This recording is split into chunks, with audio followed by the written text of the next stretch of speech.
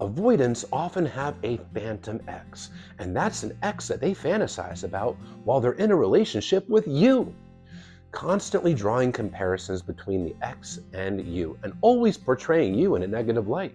Oh, so and so wouldn't have said that. So and so wouldn't have done this. Oh, so and so would have shown up for me in this way. So and so was better looking. So and so was more charismatic. Always portraying you negatively next to the ex. And this is particularly the case with dismissive avoidance. And the reason they do this is to create emotional distance between you and them, and to justify their fears and their anxieties and desire to push you away and run from the relationship. Now, the reason they want that emotional distance, it goes back to childhood.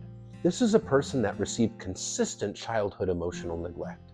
They were not given the love and nurturing that they needed, often growing up in households where you don't talk about feelings. And their feelings were routinely dismissed.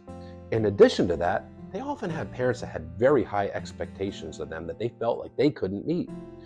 They personalized this neglect growing up to feel defective, unlovable, worthless. It's a wound of shame. So they put up walls around their heart because of these wounds, these attachment wounds. And their subconscious fear is, if I let my partner in, my partner's going to figure me out, and I'll be exposed as being defective, not lovable, not good enough, and my partner's going to reject and abandon me. That's why emotional closeness doesn't feel safe to the dismissive avoidant, but emotional distance does, because if you're at an emotional distance, they now feel safe because they don't risk exposure.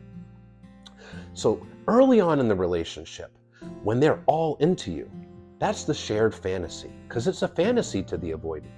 It's a fairy tale, a romance novel. It's not real, because they are enjoying that dopamine rush, dopamine being the feel-good hormone that goes off in the brain early in a relationship. The dopamine is numbing all their anxieties, all the emotions they don't want to face, and they're feeling good. And they think they genuinely got it right with you this time. Ooh, this person makes me feel great. And they're letting all these bottled up emotions that they've suppressed throughout their lives flow out onto you. But the brain can't keep those elevated dopamine levels forever.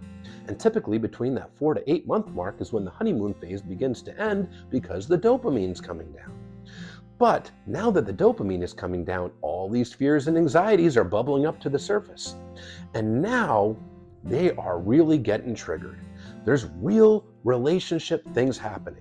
Emotional closeness is building, which is quite triggering to them. There might be disagreements and conflict, which is natural in a relationship, but triggering to them since they couldn't express their feelings as a child. They associate it with rejection.